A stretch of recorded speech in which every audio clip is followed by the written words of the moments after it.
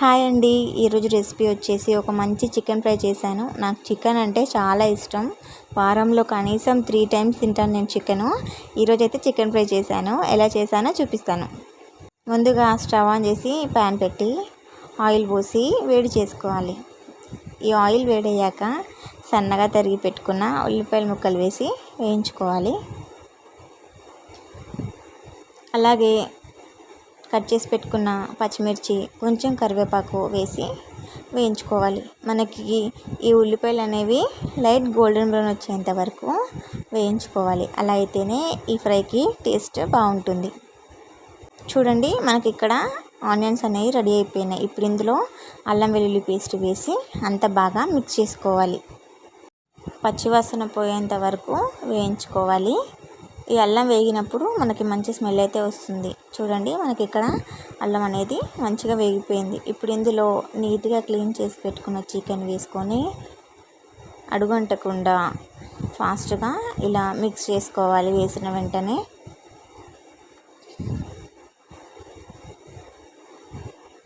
ఇప్పుడు ఇందులో చెంచా పసుపు వేసుకొని అంత బాగా మిక్స్ చేసుకోవాలి.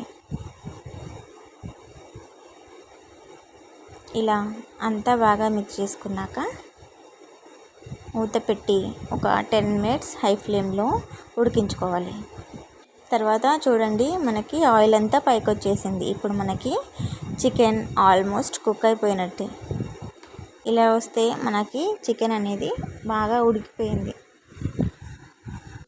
ఇలా అంతా బాగా మిక్స్ చేసుకొని రుచికి సరిపడా కారం అలాగే ఉప్పు అంతా వేసుకోవాలి.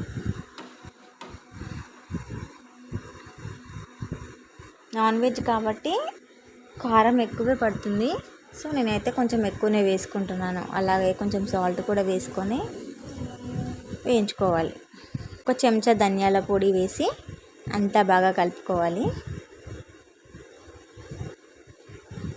తర్వాత ఒక చెంచా గరం మసాలా వేసి అంతా బాగా మిక్స్ చేసుకోవాలి. ఈ మసాలాలు అనేవి చాలా ఇంపార్టెంట్ ఇందులో.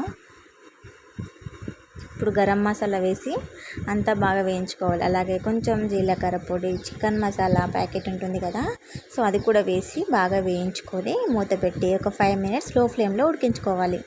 తర్వాత చూడండి, మనకి చికెన్ మంచి ఫ్లేవర్స్తో చాలా టేస్టీగా చాలా బాగా వచ్చింది. గ్రేవీ కూడా మసాలా ఫ్లేవర్స్తో చాలా టేస్టీగా ఉందండి. ఇప్పుడు మనం సన్నగా తరిగి పెట్టుకున్న కొత్తిమీర తీసుకొని పైనుంచి గార్లిష్ చేసుకొని స్టవ్ ఆఫ్ చేసుకుంటే మనకి ఎంతో టేస్టీ అయిన చికెన్ రెడీ అయిపోతుంది. చూడండి, మనకు 5 మినిట్స్ తర్వాత చికెన్ ఎలా కుక్ అయిందో చాలా సాఫ్ట్గా ఈజీగా కర్రీ అయితే చాలా బాగా వచ్చిందండి. ఇలా కనుక చేశారంటే రెస్టారెంట్లో చేసే స్టైల్ మనమే చేసుకోవచ్చు. టేస్ట్ అయితే అంత బాగా ఉంటుంది. సో ఖచ్చితంగా ట్రై చేయండి.